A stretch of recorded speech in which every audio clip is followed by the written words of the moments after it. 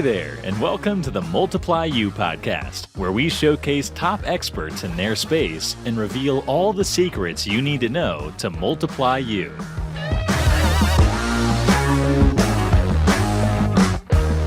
Hey, good morning, everybody. Austin Clark here, host of the Multiply You podcast. I've got a wonderful guest on today, Robert Sprague. He is, we just have been talking for the last 5 or 10 minutes or so, and some of the education and experience and expertise that he has in his given field of being an expert witness. I've never interviewed a guest quite like him, and so I'm excited to be able to capture some of this in the podcast and for everyone to lean in a little bit closer to hear some of the things that he's got to say. I'll introduce him here in just a moment.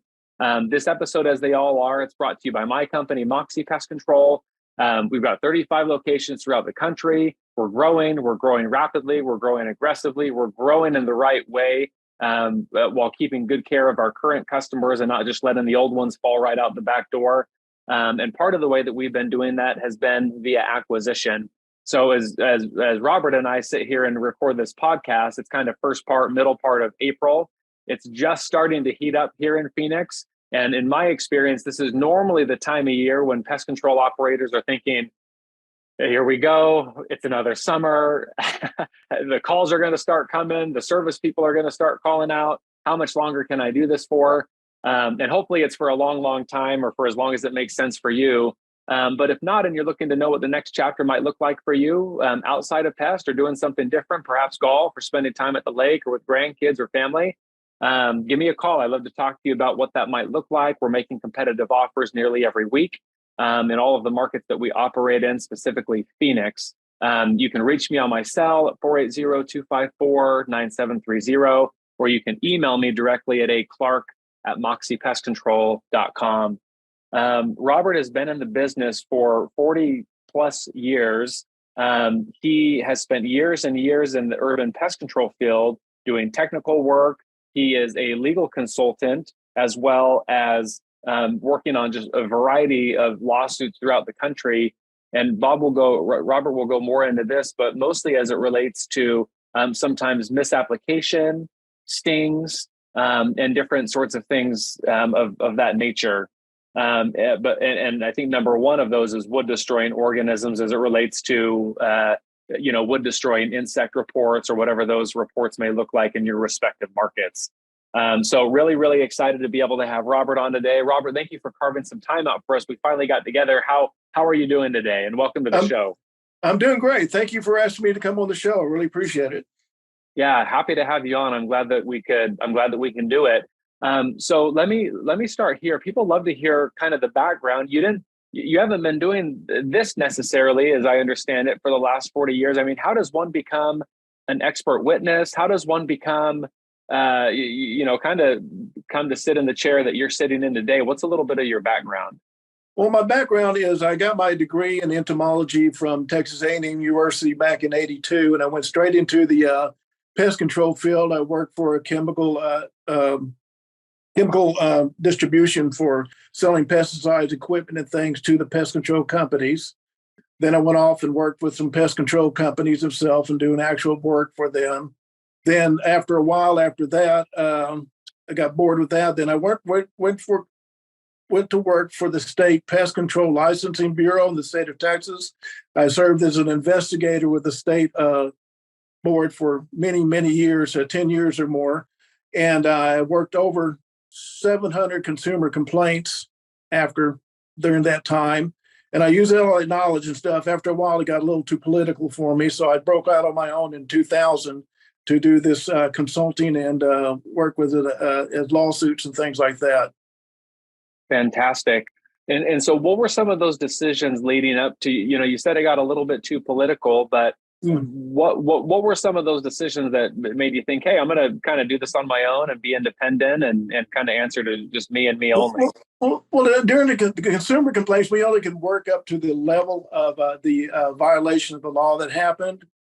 And that's all as far as I could go. I felt I could be more helpful as a consultant to the pest control companies and things like that, to be able to kind of go over what they might be doing to help them if they do get in a situation of a lawsuit, that they would be ready to go and be prepared for that type of thing and to see what's going on. Because I've seen a lot of times that a lot of these lawsuits, not all of them, but a few of them are just people just want to sue somebody.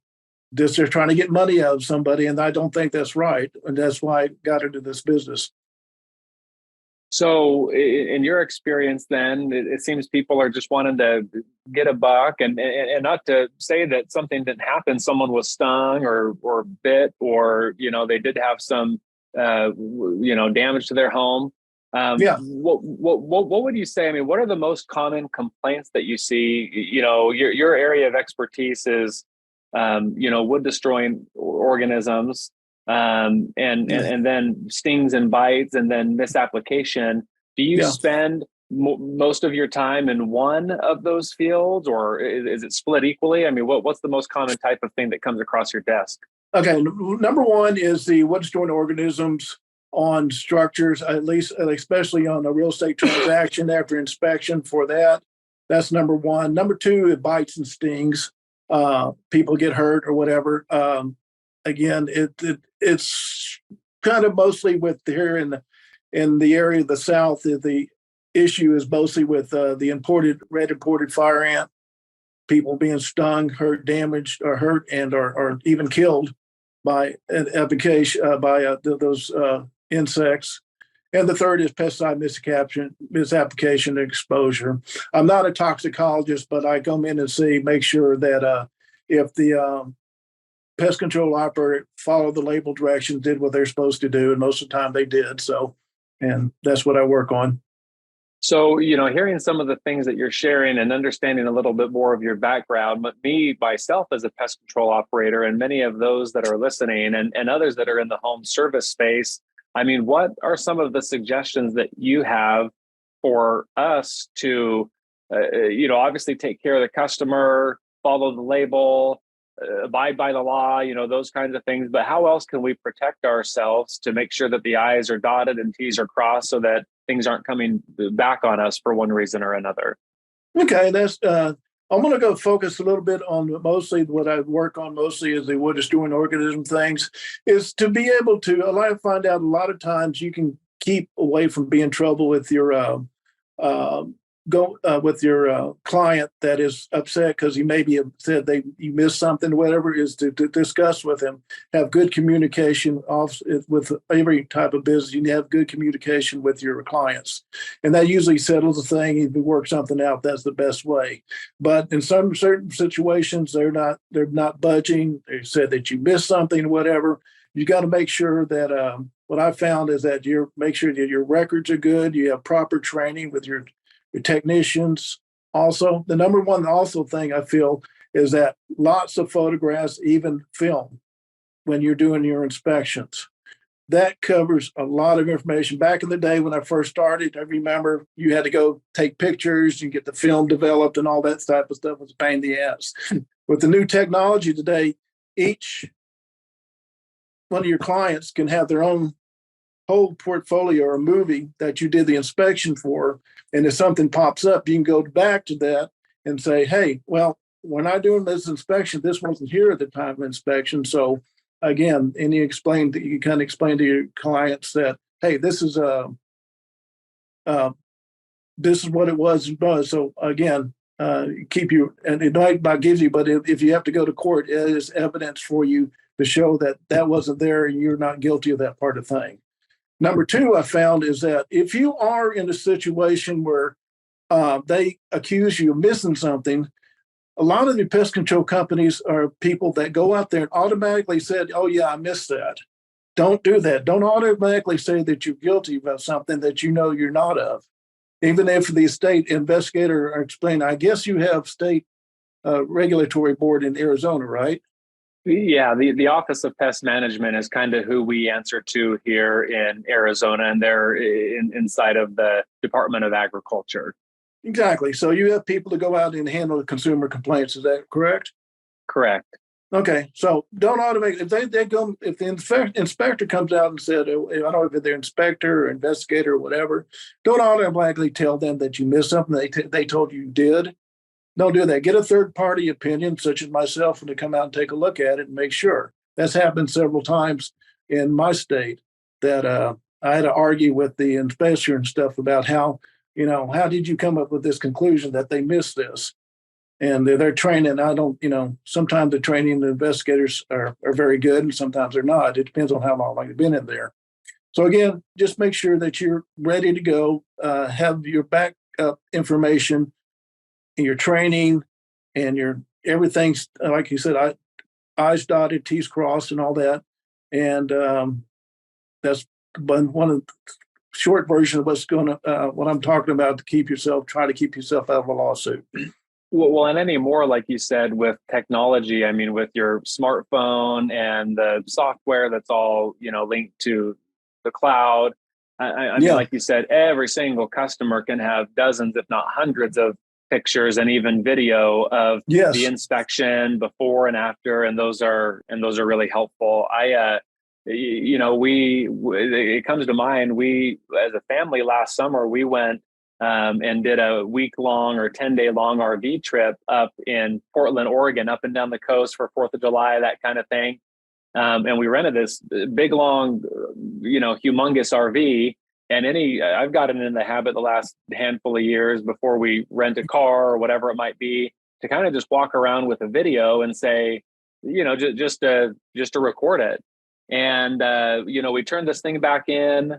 We were unaware of any damage or anything that had happened. There was no, issues, but they said, hey, there's this scratch or there's this dent or whatever. And I went back and looked at my video, and they were kind of putting all of the burden on me to say that I didn't do it rather than them saying, hey, it was or wasn't here. And what I found in that video is that it was already there. And so I sent that to them and never heard anything back. And for good reason too, right? Because that wasn't something that, and so the same logic I think applies in what we're talking about here. Bob, who do you most commonly represent? Are you most commonly representing pest control owners and operators like myself? Or are you most commonly representing the state boards or both sides, or, It's a 50-50 mix. Sometimes they'll get a hold of me first. And again, I'm not in the pest control business itself. That is a conflict of interest on me being a pest control operator, because that's competition. And I've seen people, I'm not going to name names or anything, but people who are in the business would be happy to get rid of their competition by saying saying something against that company and get sued out of business. So I don't do that. I'm completely neutral in everything. And I've told, I'm honest about everything. They said, you missed this, you need to settle it out, or no, you did this. I would suggest that you do something. So again, I'll tell you right off the bat with the attorney, I mostly work with the attorneys and the companies and things like that. But again, if you have all your stuff together, you shouldn't have nothing to worry about on being whatever happens to you. But, I've worked both sides and I've told them, yeah, there's nothing here for you to see. The other side has said, yeah, they didn't miss anything. They did a good job on the pest control job. So what, Bob, would you say is the most interesting court case or interesting thing that you've been a part of as you've, kind of been doing this the last 20 years plus? The most interesting one is the cases I've worked for imported fire ants. I've had a couple of cases where the imported fire ants killed or really injured a person in this nursing home. And also I've been a case where the fire ant attacked and killed somebody in an ICU unit in a hospital. Wow. Those are the most uncommon type things I've seen. The other one is had a lady who in the pest control industry was using a certain type of termiticide. I'm not going to name the name of it, but she said that after using it, it caused her 2 children to be, what's the word for it? I'm sorry, I can't remember the word, but two of her children were damaged because of the pesticide she was using. And I didn't do the toxicology part. Again, I'm not a toxicologist, but again, I was showing that whatever she did was following the label directions and all that. Did she follow all the label directions and things like that? What she was supposed to do, keep herself protected. Yeah. So, wow, some of those are heavy. That's a big deal. I know. So, yeah. What would you say, Robert, is the thing that you love most about what you do? What do you love the most about your job? I love it because of the challenge. The challenge, I have to, just being able to use my talents and my skills in such I guess I'm not a thrill seeker, but I guess the person to be able to come in and do my job and with all the pressure and stuff to make sure that I do everything correctly and make sure that justice is solved within the legal system that I'm working in as a consultant, and being able to do my job the best it can. Because, I'm sorry, just spraying bugs is just boring to me. I'm sorry, but working court cases is very exciting for me. I'll bet. Yeah, many, many different facets of what you do. As we kind of start to round this out, Robert, what would you say? We've got the younger generation coming into work. Are you finding that there's more and more and more infractions? Is the industry doing a good job of training and continuing education? What's kind of your state of the union on safety in terms of what you do as it relates to the pest control industry? How are we doing? Well, obviously, I get about 5 or 6 cases a year. So I guess everything's going well and everybody's supposed to be doing what they're doing correctly. But a lot of times if something comes up, the company is not doing what they're supposed to about training or taking care of their people, or, just skipping over, making shortcuts and things. You just can't make shortcuts in this business. You've got to do your job. You got to do it correctly. You got to be diligent about paperwork and records and training all the time.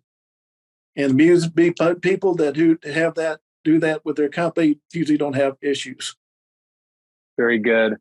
Well, Robert, thank you so much for being on. I really appreciate, again, connecting with you and the time. If people want to continue the conversation or reach out because they need to hire you, what's the best way for people to do that? Where do they find you, and how can they reach you? My name of my company is Independent Pest Management Consulting.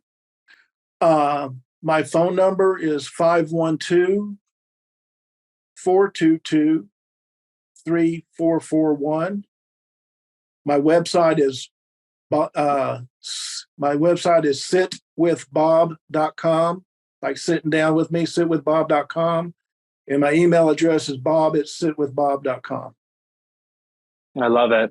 Well, Bob, thank you again for being on. I was excited to be able to kind of see you pop onto the schedule and read your bio, and knew that you would be a guest that I've never quite, I've never quite had on before. And I really thoroughly enjoyed the conversation. So thank you very much.